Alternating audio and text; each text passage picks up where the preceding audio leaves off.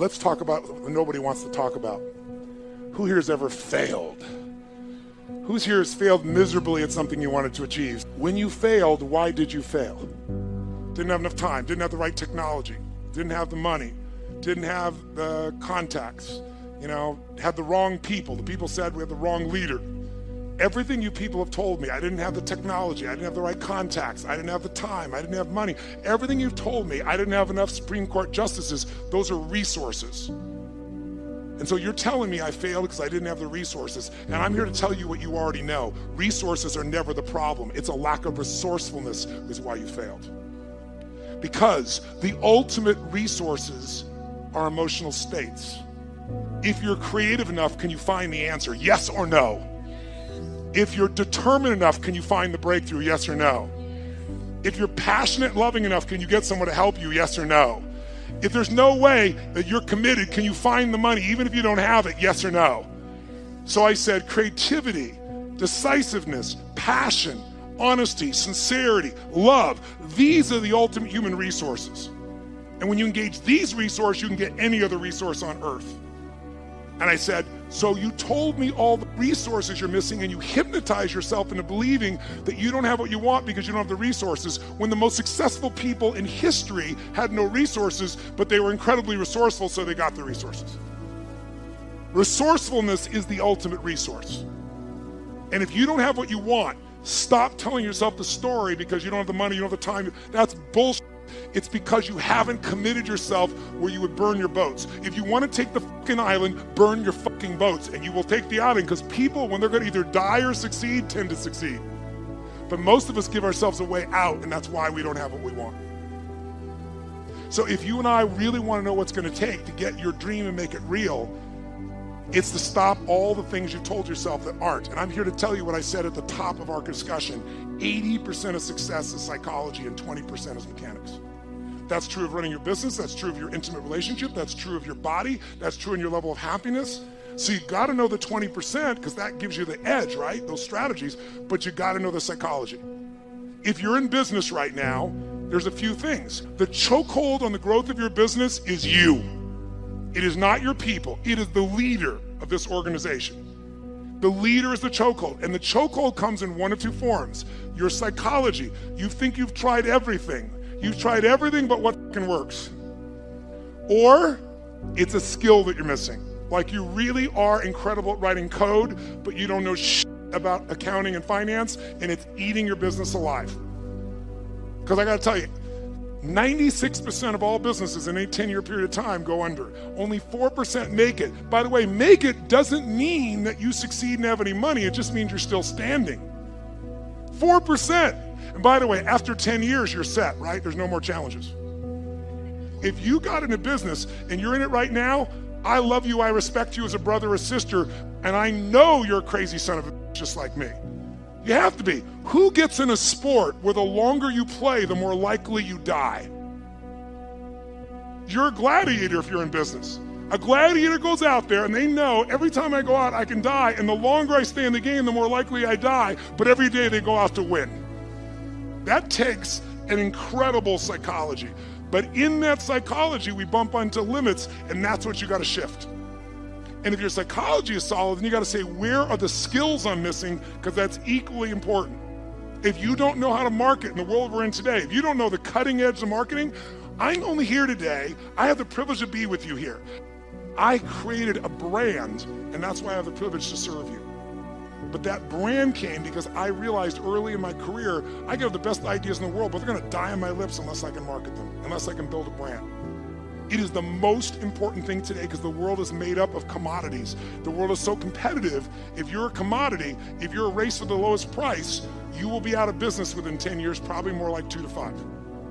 You have to have something that separates you from everybody else on earth, and until you find out that something, you will be stressed and you will be struggling. But everybody has it, or anybody can create it. That's my expertise. My companies, I started with 0. We do more than 5 billion with a B per year, my companies, combined.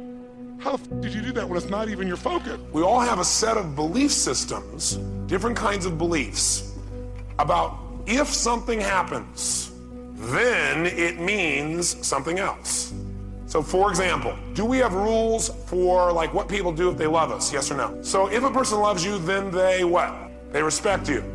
And by the way, does this person also then have a set of rules for if you respect them, then you, and they have to look at them a certain way, don't raise your voice. If you respect me, then you don't raise your voice. If you respect me, then you tell me the truth. If you respect me, you follow what I'm saying here? And you know what the problem is? All these rules are unconscious. What else? If a person loves you, they what? Trust you. Good. If a person loves you, then they communicate. If a person loves you, then they compromise. Now, some people's rules are, never in life do you compromise. To compromise is to give up your integrity. Some people's idea of integrity is if you compromise, then you have no integrity.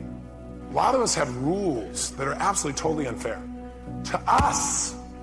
For example, my favorite program that I do is all on this destiny technology I developed, where I ask the question constantly, what makes people do what they do?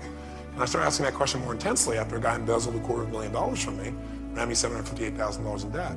So I came up with all these incredible distinctions, and I refined them in the last 3 or 4 years by doing a research project. My research project is called Date with Destiny. What it is the most powerful program I do. And I take only 100 people at a time. I've been doing this now for about 2.5 years. And before they even get there, I get about 18 pages from them on every emotion they ever feel, what triggers it for them, what they believe is most important in life, what they think their experiences of life were, and I analyze every single thing about this person I can. And we bring them in here and we find out what their core beliefs and values and rules are. Because that determines how you interpret your whole life, how you feel and what you do. And we change that and it changes their whole life. So for example, if your highest value in life was security, you're gonna make decisions differently than if your number one value is adventure, right?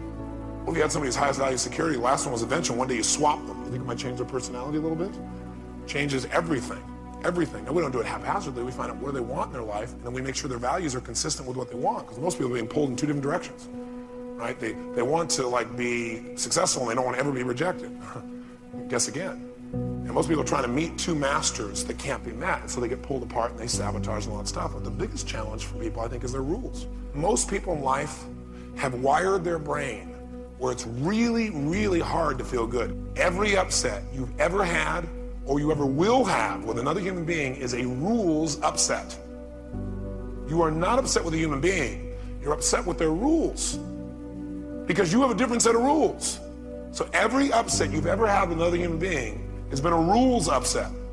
And whether we get pain or whether we get pleasure in any moment is not based on what happens, but our giving ourselves that pain or pleasure based upon our rules. People don't have enough rules in their life for themselves. So for instance, I get out of bed in 10 minutes or less, doesn't matter. And I don't want to. That's why I have the rule. Because I went through... calloused your mind. Literally. I went through a period where I would lay in bed for 3 to 4 hours, awash in shame at my inability to get out of bed. And it just embarrassed me. And so I felt badly about myself. So I wanted to make a change. So I knew that I needed a bright line. So bright line, 10 minutes or less, you get out of bed. As soon as you realize you're awake, that's it. So, and the rule is more specific. It's like I have to have had at least 5 hours of sleep. But once you put the rule in place, then you just live by it. And that's how you earn credibility. Like right now, I don't feel the way telling you that I want to feel. This is a good moment. He's on my team. I'm pointing at him. This is a good moment. So I'm saying this and I don't feel good about saying it. Why? Because today, I don't know what happened. I got out of bed in 11 minutes. And I was so You literally pissed. time it? Oh, yeah. I mean, from waking up to actually physically getting out of the bed? Correct. My feet must be on the floor and I must be standing up before it ticks over into the 11th minute. And today, I don't know what happened. I was aware of the time. I knew I needed to get up. And for whatever reason, one of the minutes just went faster than I thought. When I looked back, I was like, damn it. And so I'm surprised you even made it here today then. Right? Yeah. So now this comes into like knowing how to handle something like that. Like if you totally fall apart because you don't live up to one of your rules, you're violating another one of my rules, which is don't do anything that doesn't move you towards your goals. So it's like, yes, it is a part of my identity to confess this. So because I'm talking about it, I want to say it now to an audience. It's the only thing that will allow me to reset and be able to feel good about it again, because I don't lie. When I miss it, I own it. Well, look, if your biggest problem is it took you 11 minutes to get out of bed, sadly, that's not my biggest problem. This is a high quality problem. Right. Yes, very true. But my thing is people don't have the rules. And so I have other rules. For instance, I wear a size 32 pant. It's just That's it. And so No matter what your waist is. No. I won't let my waist get out of line with that. So I use the pants as a way to guide. Now, I would go down if I got so lean that I was, a 31. That's not a problem. But I'm not going to allow myself to go up. And it's super tempting, like especially around Christmas. I don't try to hold abs through the winter. So during Christmas, like right now, I do not have abs. So, and I'm totally fine with that. I switch a different part of my mentality. During the holidays, my wife and I definitely celebrate with food. And it's amazing. And I love it the most. So, but if that celebration took me up to like 32s don't fit anymore, I got to cut back because I have a rule. So it's like, that's how I keep myself in a lane. I keep myself from getting into trouble. I know the things that I accept from myself and what I don't accept from myself. And it's all like stated. It's very clear. Stop doing the things that you know are wrong that you could stop doing.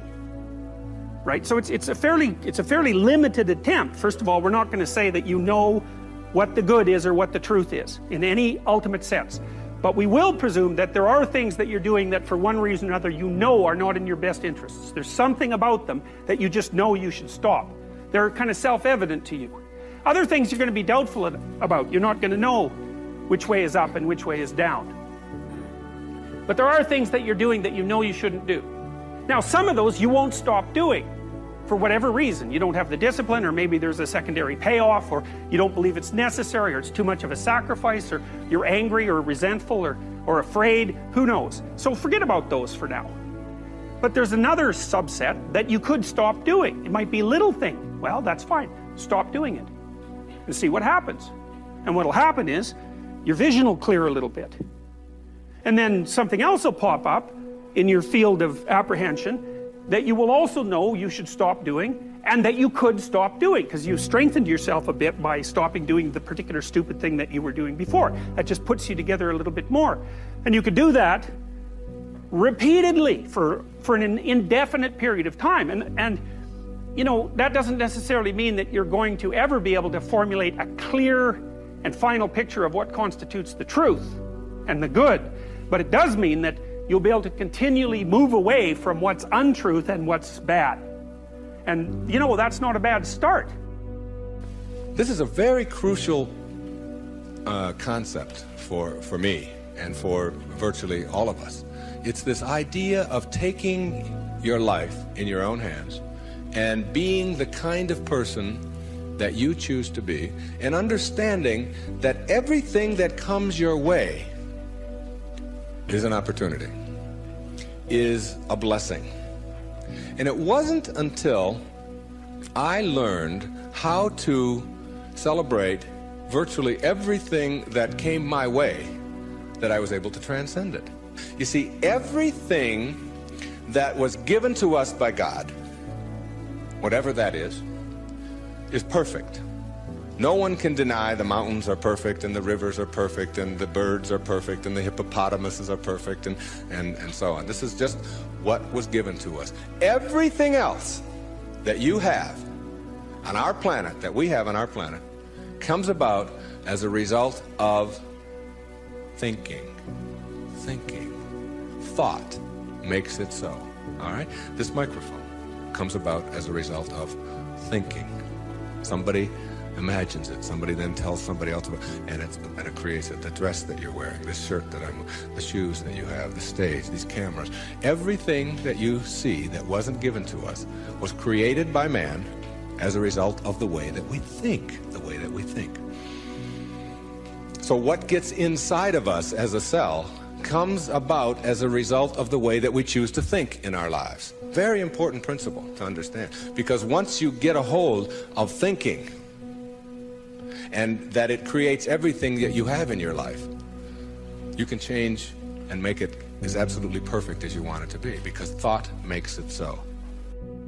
I started feeling like, I think everybody knows, I've moved my whole life on instinct, I feel like now it's time to let the show go. I feel like it's time to move on, because I've grown as much as I can grow. When I've grown as much as I can grow in a space, that's my instinct to move.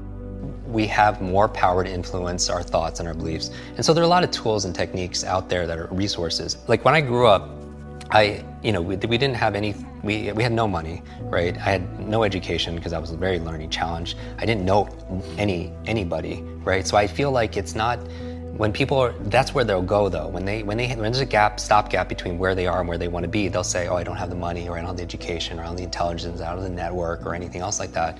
And you know, what you know, as for all incredible success you've had and the value you've created for the world, is that it's not about resources, right? Because we know a lot of people who didn't have any resources that were able to impact the world.